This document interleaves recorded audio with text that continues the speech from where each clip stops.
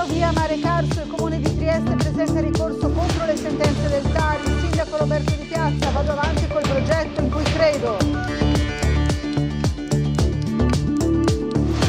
Nessuna crisi di maggioranza, ansia da coalizione, si confronta sempre di più. Il presidente della regione Massimiliano Fedriga smentisce le voci che parlano di visioni differenti sui distributori Made in Friuli Venezia Giulia.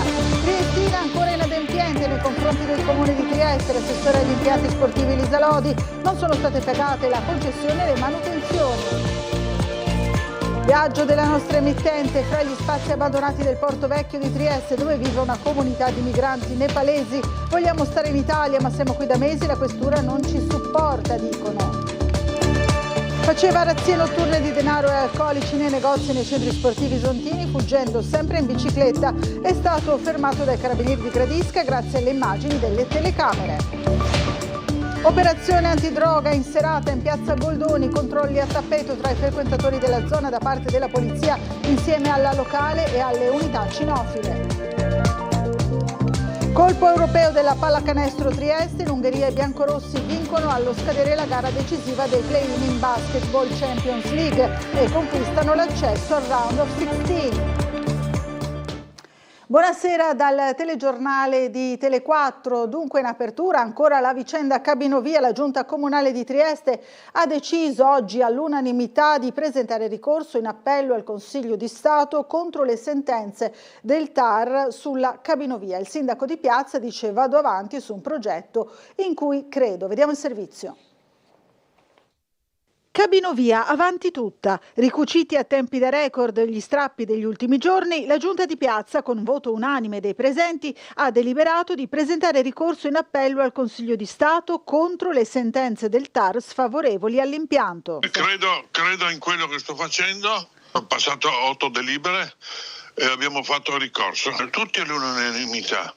Parte dei 5 ricorsi presentati dai residenti a rischio esproprio, sostenuti dal Comitato Nuovo Via e dalle associazioni ambientaliste, erano stati accolti dal TAR, che aveva dunque decretato l'annullamento delle procedure ambientali di VAS e Vinca di terzo livello, rispettivamente in capo a Comune e Regione, indispensabili per realizzare il progetto dell'impianto a fune Mare Carso. Dopo la precedente riunione lampo della Giunta, il sindaco aveva annunciato una decisione a stretto giro proprio sulla Cabinovia, di fatto smentendo le previsioni dell'assessore al bilancio Bertoli, che allontanava dall'anno in corso l'avvio della realizzazione dell'opera. Ora la decisione è arrivata e, sottolinea la nota comunale, all'unanimità. E anticipando le prevedibili critiche, Di Piazza manda un messaggio alle opposizioni. Mi fa specie perché, sai, quando parlano questi che sono all'oppositore e parlano di costi, si dimenticano che quando fanno il biglietto di un autobus pagano il 20% del costo di quell'autobus. Questi parlano senza sapere quello che parlano, insomma, perché si legano poi i bilanci e le carte prima di parlare, insomma.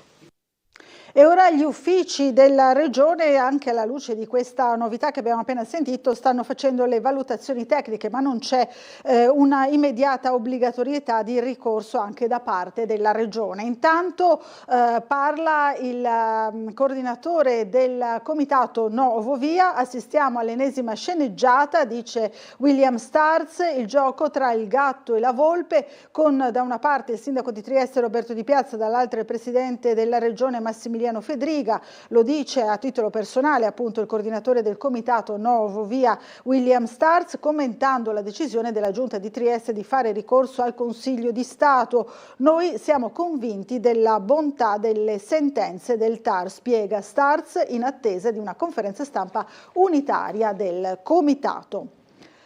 Non l'ha vissuta come una polemica, ma ha comunque voluto dire la sua sulle discussioni fra assessori nella giunta comunale. Michele Babuder di Forza Italia oggi ha richiamato l'attenzione alla collaborazione fra colleghi. Vediamo. Io lo dico francamente, non l'ho vissuta come una polemica.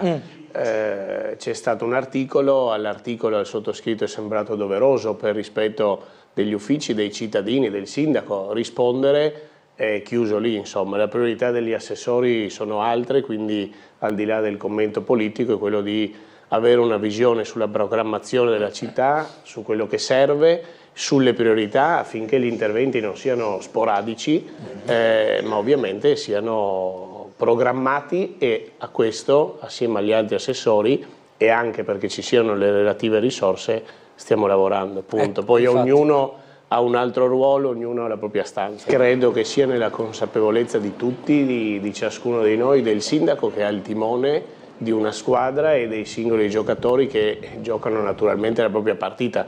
Credo sia legittimo che ciascuno di noi abbia il piacere di far vedere quelli che sono i propri risultati, quello che è il proprio impegno che c'è.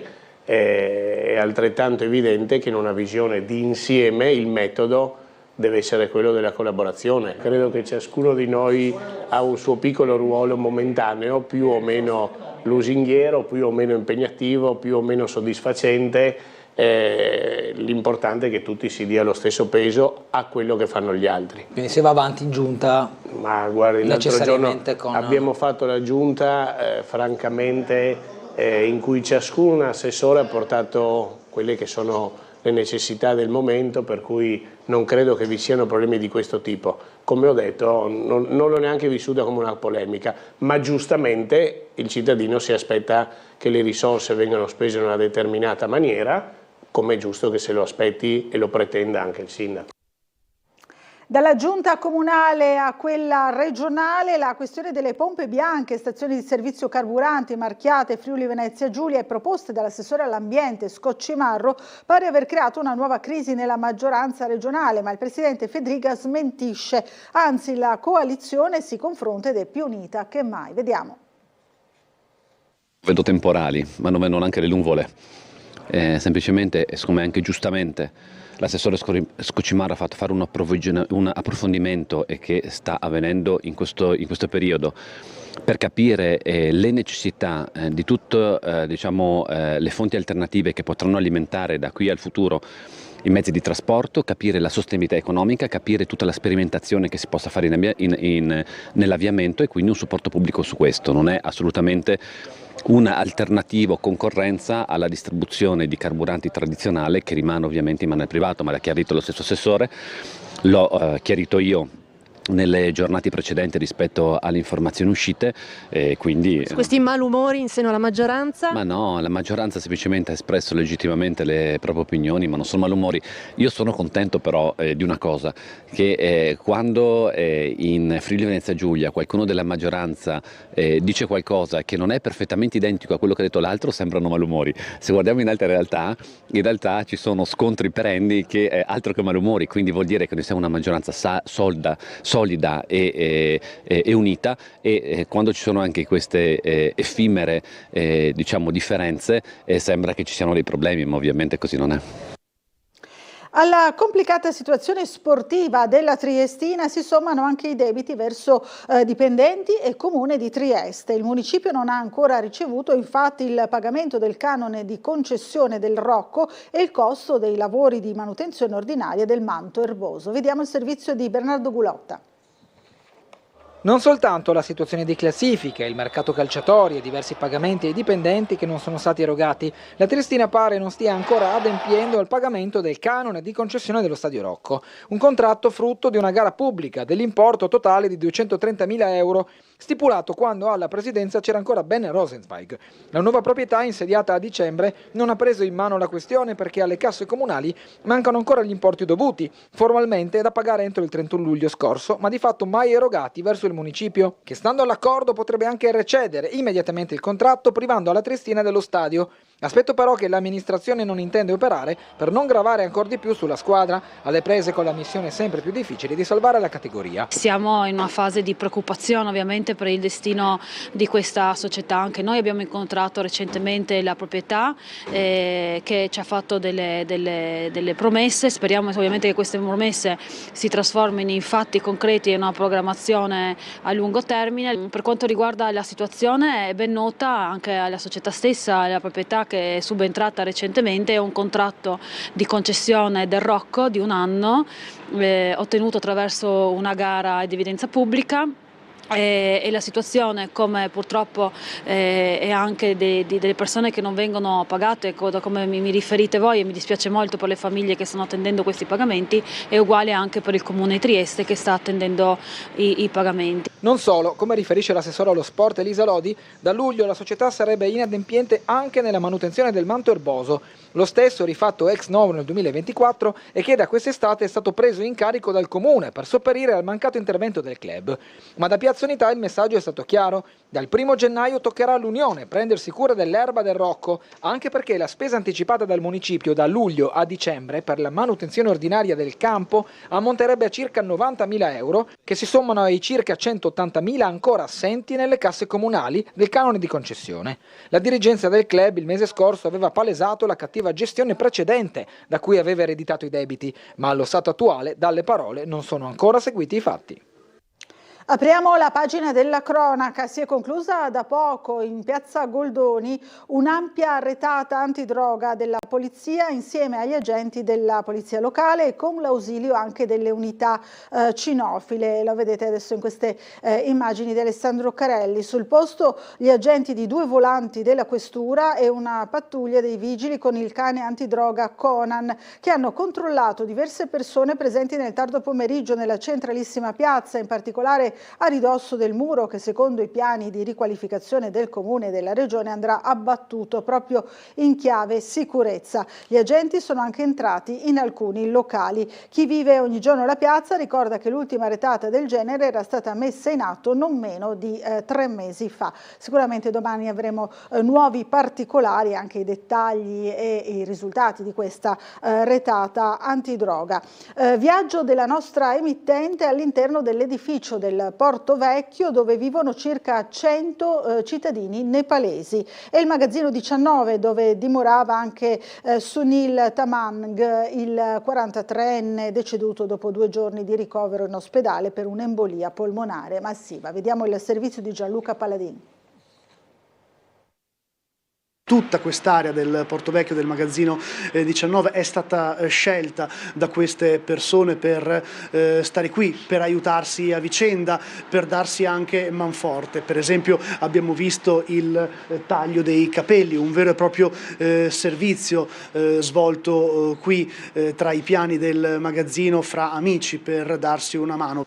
Viaggio della nostra emittente all'interno degli edifici abbandonati del Porto Vecchio. Lo stabile, che sorge alle spalle del magazzino 26, ospita circa un centinaio di cittadini nepalesi. Ogni giorno è un via vai di persone che escono con l'obiettivo di trovare cibo e vestiti per l'inverno, preparano da mangiare in una stanza del primo piano della struttura. L'odore di bruciato è forte e persistente, l'ambiente è invaso dai fumi della combustione, l'aria è quasi irrespirabile, il rischio che scoppi un incendio è altissimo. Una stanza è stata adibita a centro di raccolta per l'immondizia, un'altra funge da latrina. Stando a quanto raccolto, la maggior parte dei migranti sentiti vorrebbe rimanere in Italia, ma non è facile ottenere la documentazione necessaria in tempi brevi. Mi trovo qui da 31 giorni. Mi piacerebbe continuare a stare in Italia. Prima di arrivare qua vivevo in un campo profughi. Ogni giorno vado in questura per fare richiesta di asilo, ma ancora non mi hanno preso. Molte persone sono qui da 30, 40, anche 50 giorni. Questo non va bene, il sistema non è buono.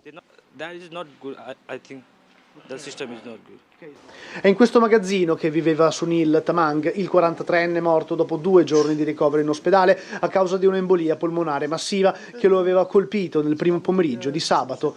Il cittadino straniero che abbiamo intervistato ricorda così quel giorno. He is my friend. He sleep next May. We are in bed to eat. Era mio amico, dormiva vicino a me. Quel giorno eravamo a letto a mangiare. Sunil mi aveva detto di star bene e si era messo a dormire, ma dopo alcuni minuti aveva accusato un malore e voleva l'ambulanza. L'abbiamo chiamata, poi il mio amico è uscito in strada. A quel punto abbiamo incontrato i poliziotti che ci hanno aiutato e hanno chiamato anche loro i soccorsi. They stop the police officer. The police officer coming here and they see and they call the ambulance.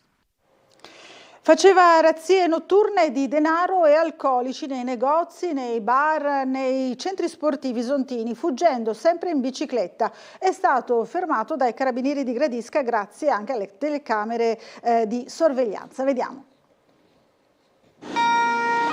Era diventato l'incubo dei commercianti isontini. Per circa un mese in piena notte ha preso di mira negozi, bar, ristoranti e un centro sportivo tra Gradisca, Romans di Sonzo e Sagrado, rubando prevalentemente denaro dalle casse e bevande alcoliche. Agiva sempre da solo intorno a mezzanotte, spostandosi esclusivamente in bicicletta. La crescente preoccupazione manifestata dagli esercenti colpiti e il ripetersi dei furti hanno portato i militari del nucleo operativo dei carabinieri di Gradisca di Sonzo a intensificare l'attività investigativa, stringendo il cerchio attorno al sospettato mediante appostamenti e pedinamenti e riuscendo infine a individuarlo e a denunciarlo. Si tratta di un 21enne italiano di origine colombiana accusato di ben 14 furti. Fin dalle prime fasi delle indagini i carabinieri hanno individuato la costante nel modus operandi, il fatto che il ladro si spostava appunto in bicicletta, dileguandosi poi sempre nella stessa direzione. Determinante per l'identificazione è stato l'approfondito lavoro d'analisi dei filmati delle telecamere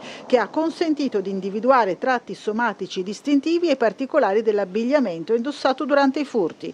Nel corso della perquisizione effettuata nell'abitazione dell'uomo è stata ritrovata gran parte della refurtiva, immediatamente recuperata e restituita ai legittimi proprietari. Sono stati inoltre sequestrati gli indumenti utilizzati durante i colpi e immortalati dalle telecamere di sicurezza dei vari esercizi commerciali. L'uomo dovrà rispondere ora di furto aggravato continuato.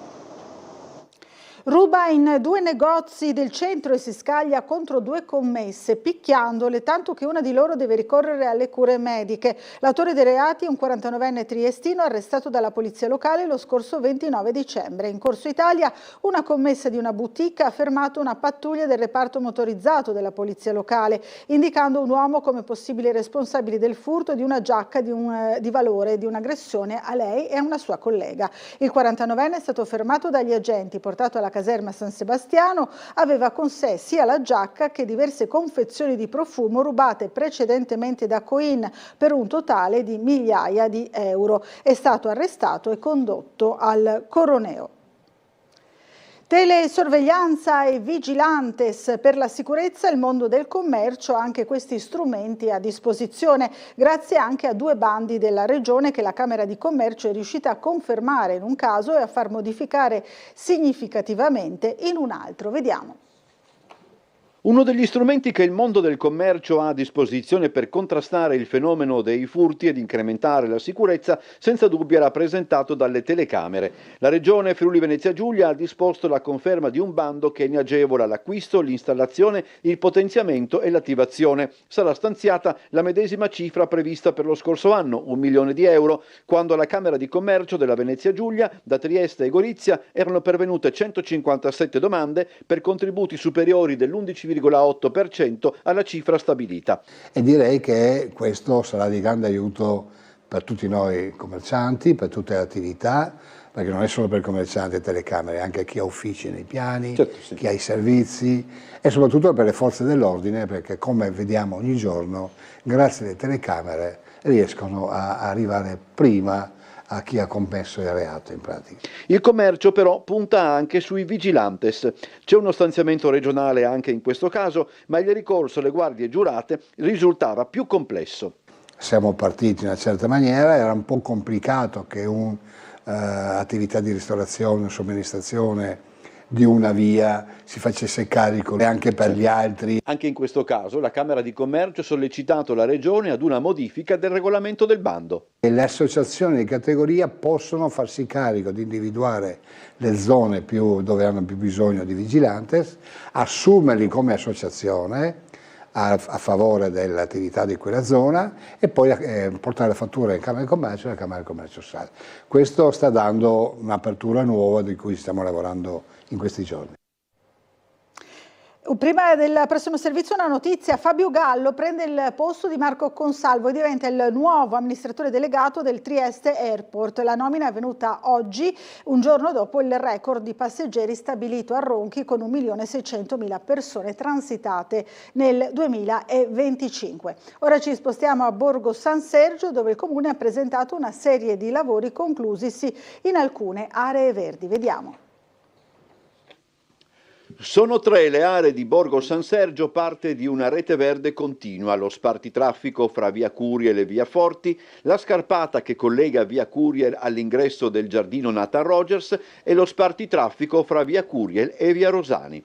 Oggi l'intervento, costo complessivo 178.000 euro, affidato alla ditta Viridis, è stato presentato alla stampa dall'assessore al verde pubblico Michele Babuder, con lui i forzisti Alberto Polacco e Lorenzo Giorgi. L'intento principale, come è stato così al Borso del Farneto e al Ferdinandeo, ovviamente è anche di cercare di contrastare con alcuni interventi anche i cambiamenti climatici, favorire la biodiversità, favorire il recupero delle acque piovane. In tutto sono stati messi a dimora 11 alberi di tiglio, 64 arbusti, oltre 600 fra piante erbacee, bulbi e tappezzamenti per piccoli impollinatori.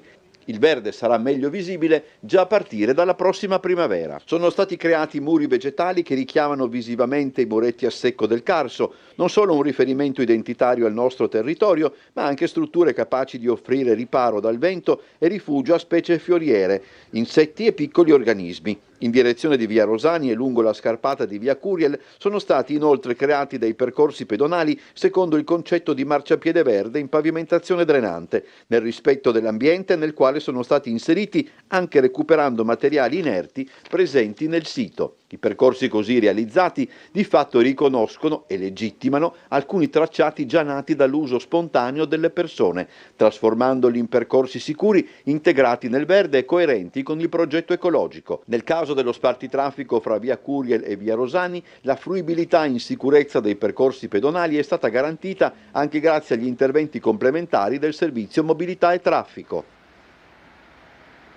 Ci fermiamo per una piccola pausa pubblicitaria, restate con noi.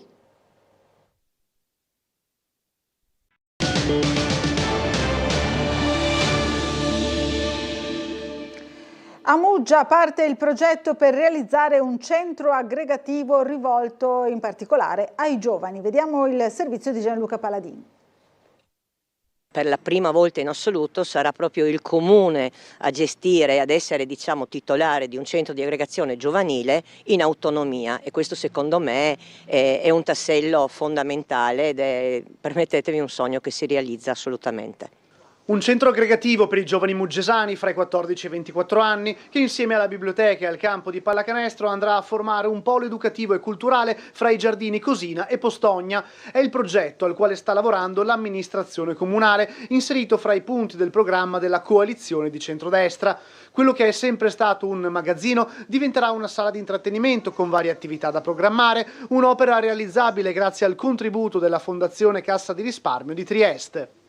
Consisterà in 200.000 euro che saranno dati al Comune, quindi gestiti dal Comune, che si occuperà poi dei lavori di ristrutturazione e di allestimento di questo centro assolutamente importante. Adesso ovviamente con gli uffici stiamo lavorando su un progetto pedagogico educativo e questo posto vedrà un'accoglienza per gli adolescenti, vedrà un luogo di aggregazione, ma non solo, di confronto, di crescita, di formazione e anche di studio, perché verranno strutturate delle aree, delle zone adibite allo studio anche in orari, in fasce orarie diverse dal solito.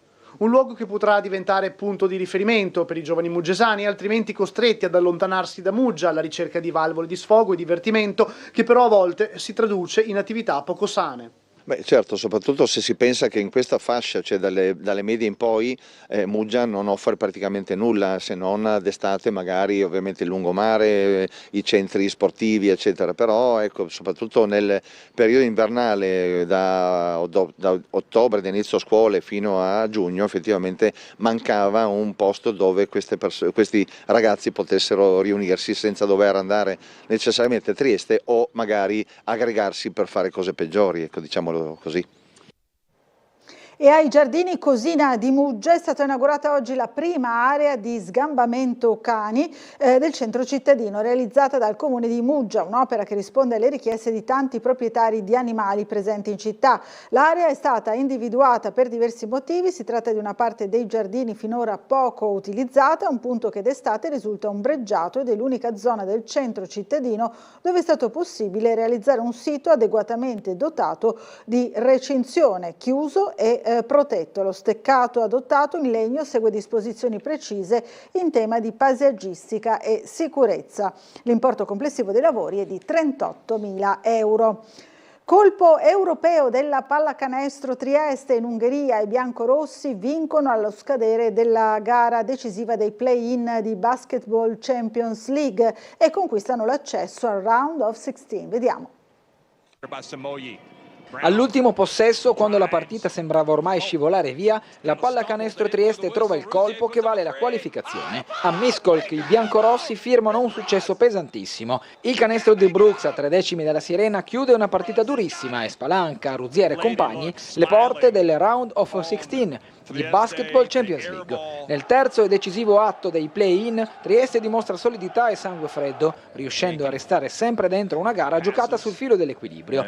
L'approccio è positivo, i biancorossi muovono bene il pallone, trovando percentuali positive dall'arco e riescono a costruire un primo vantaggio grazie all'impatto di Candussi sotto canestro e alla regia ordinata di Ruzier. Lo Szolnoki però non si lascia sorprendere e resta agganciato alla partita, trascinato dalle iniziative di Somogi e Krnjaisky. All'intervallo Trieste è avanti, ma il rientro in campo è subito complicato. I padroni di casa aumentano l'intensità e riportano la gara in parità. I biancorossi reagiscono con personalità affidandosi alle giocate di Ramsey, Brooks e Toscano Henderson, riuscendo a riprendere margine e a toccare anche il +9 nell'ultimo quarto.